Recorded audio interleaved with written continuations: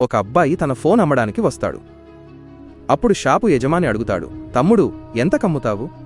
దానికి ఆ కస్టమర్ అబ్బాయి, అన్నయ్య దీనికి ఎంత రావాలో అంతివ్వండి, నాకు చాలా కష్టంగా ఉంది, అందుకే అమ్ముతున్నాను, నేను దీన్ని ₹1,00,000 పెట్టి కొన్నాను అని చెబుతాడు. అప్పుడు యజమాని, సరే నేను చెక్ చేస్తాను అని చెప్పి, అంతకీ బయట నీతోపాటు వచ్చింది ఎవరు అని అడుగుతాడు. ఆ అబ్బాయి, బయట ఎవరున్నారు అని వెనక్కి తిరిగి చూస్తాడు. ఆ గ్యాప్లో యజమాని అసలు ఫోన్ మార్చేసి దాని స్థానంలో ఒక డమ్మీ ఫోన్ పెడతాడు. తరువాత యజమాని ఇలా అంటాడు, ఒరేయ్ ఇది డమ్మీ ఫోన్ కదా, నీకు సిగ్గులేదా? దానికి ఆ అబ్బాయి, అన్నయ్య సరిగ్గా చూడండి, అది మొబైల్ ఫోనే అని బ్రతిమాల్తాడు. అప్పుడు యజమాని కోపంగా, నన్నేమన్నా గుడ్డివాడిని అనుకున్నావా?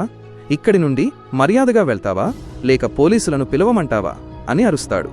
ఆ అబ్బాయి, వద్దన్నయ్య నేను చాలా పేదవాడిని అని చెబుతూ అక్కడి నుండి వెళ్ళిపోతాడు. తరువాత ఆ అబ్బాయి తన స్నేహితుడి దగ్గరకు వెళ్ళి, మా ఆవిడకు యాక్సిడెంట్ అయ్యింది, నాకు ₹50,000 అప్పిస్తావా అని అడుగుతాడు.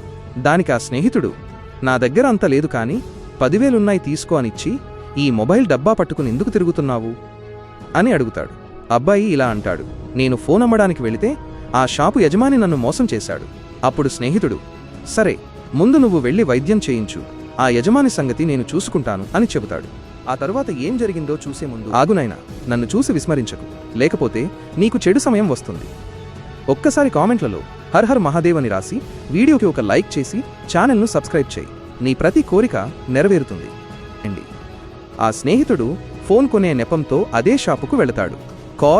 కాల్ చేయాలనే వంకతో ఆ యజమాని ఫోన్ తీసుకుని తన స్నేహితుడికి ఓటీపీ చెప్పి ఆ యజమాని బ్యాంక్ అకౌంట్ మొత్తం ఖాళీ చేసేస్తాడు.